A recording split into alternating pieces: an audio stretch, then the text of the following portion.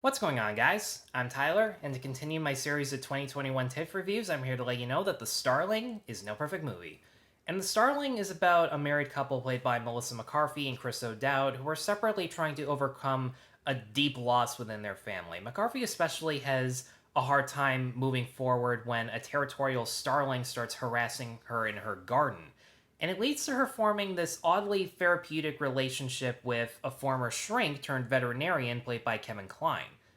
One of my most fond memories of going to TIFF was seeing the grand premiere of Can You Ever Forgive Me and being blown away by just how talented of a dramatic actress Melissa McCarthy was. It wasn't the first time she made that step forward in her career. Theodore Melfi, who directed The Starling, had actually cast her in St. Vincent a couple of years before, but nevertheless, seeing her play a much more heavy and complex character, and when I stuck around for the Q&A, listening to her talk about what drew her to the role in the first place gave me a lot more respect for her as an actress. And ever since, I've been waiting to see another movie like that. And I am so happy to say that The Starling is that other movie and then some. In my opinion, Melissa McCarthy has never been better as an actress. There are so many times throughout this movie where she made me cry without even having to say a word. And before I get into why, some people are going to look at the subject matter of this movie and say, well, it's easy to get teary eyed over that kind of thing. And it's absolutely true, but that also makes it a lot easier to fuck up. They could have had McCarthy take the easy route of lightening the mood between every dramatic moment by having her fall down, scream, or swear at something in such a comedic fashion until someone within that scene starts laughing or just walks away awkwardly. And it would have been a desperate and shallow look at what people actually experience in the grieving process. We rarely get any moments like that, and even when they do, they actually feel justified based on what McCarthy's character is experiencing. But no, we get a lot more moments where she portrays what the character is going through for her facial expressions, for her body language, seeing her look at something or someone that reminds her of the person she lost and having her subtly react to it by trying to bottle up her emotions in private, let alone in public. She's not her outspoken, blunt self. If anything, her character arc is all about her trying to learn how to be much more open about her feelings by talking to Kevin Kline as if he actually were a shrink. And since he's a veterinarian instead, she feels as if it's a lot more comfortable for her to start unloading what it is that's bothering her. And it was great to see Kevin Kline in another movie. Even Theodore Melfi before the screening talked about how much he missed seeing him in movies, myself included. He's one of those Oscar actors that you forget about, especially considering he actually won his Oscar for a comedy of all things, which is saying a lot. But hey, if you've ever seen A Fish Called Wanda, you know he absolutely earned it. But he was so likable because of how dark and morbid his sense of humor was. Dude could say just about anything to anyone with a straight face. He has this great line about the stages of depression that was a real eye-opener. I couldn't believe some of the shit they got away with in this movie, but also he has a lot in common with McCarthy whenever she's trying to counsel her own husband, where he does talk to McCarthy out of this need that if he doesn't, then nobody can help her at all. But at the same time, given the fact that, without spoiling anything, he wasn't expecting her to be referred to him in the first place, and considering how many times he tries to cut things short, you really do get the sense that maybe he's afraid of talking to her as a therapist because he's afraid he won't be able to help her. Especially considering every time she goes to him for comfort, he has to remind her a therapist isn't here to give you comfort. He is here to give you answers. And as much as we hate to admit it, sometimes those things are completely different. And when she gets that tough love advice from him, she has a better idea of what to say towards her husband. Speaking of, one actor who I never thought I would say would make me cry over and over again other than Melissa McCarthy was Chris O'Dowd.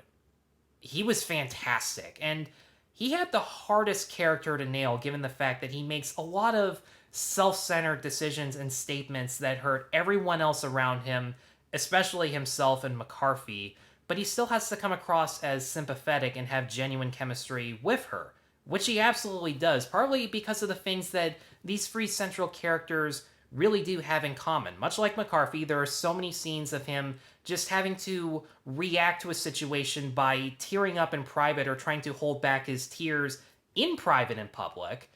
But And this is really the interesting thing for me. Without spoiling anything, he has to learn to be much more open and honest about his feelings than McCarthy does, but much like her and Kline, the main reason he refuses to do so is because he's legitimately worried that if he does take that first step forward, he's gonna trip, fall, and it'll blow up in his face. And that's the thing about all three of these characters. Every time they take the first step forward, which is a lot more often than I thought it was gonna be, it does blow up in their face. It does make them feel a lot more like shit, to the point where they decide to go back to quitting like they did at the beginning of the film. The whole message about how it's more important to face the things you can't avoid so that you'll be ready for the ones you can is such a well thought out message, because as crowd pleasing as this movie is, there are so many films about grief where characters not only take the first step and succeed, but they take step 2 and 3, but then something fails to the point where they go back to square one right before the climax.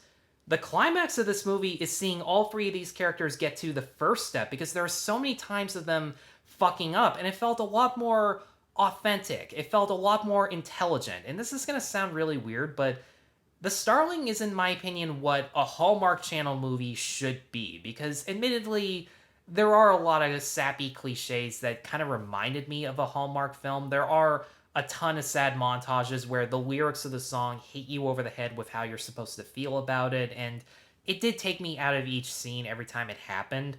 There are a lot of side characters, in fact, the majority of side characters are not interesting other than the actors that they got to play them, like Timothy Olyphant and Daveed Diggs, who I guess were supposed to enhance and lighten the mood, but it felt a lot more like wasted opportunities. And when they do resort to comic relief, which is actually nowhere near as often as you might think it is, this is actually a drama that has jokes thrown in there. But whenever they do need to lighten the mood, which honestly they should, there are a couple stock characters that felt desperate and completely out of place, particularly this one angry black lady who's receiving therapy with Chris O'Dowd. She's an angry black lady. That's really all there is to it. I wouldn't have minded if her material was good, as opposed to just recycling the same joke over and over again, but yeah, there's that about it.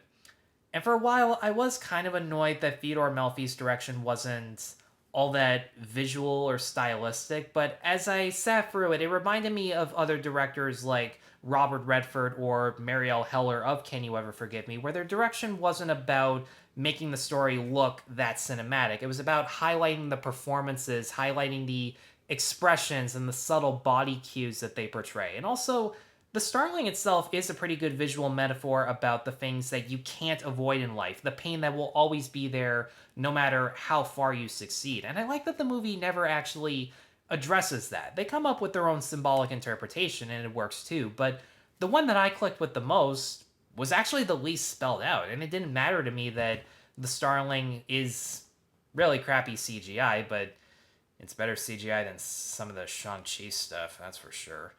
But in any case, this is one of the most emotional movies I have ever seen at the Toronto International Film Festival, and when it hits Netflix, if it even hits a theater nearby you, please check it out. Melissa McCarthy, Kevin Kline, Chris O'Dowd do some of, if not their best work.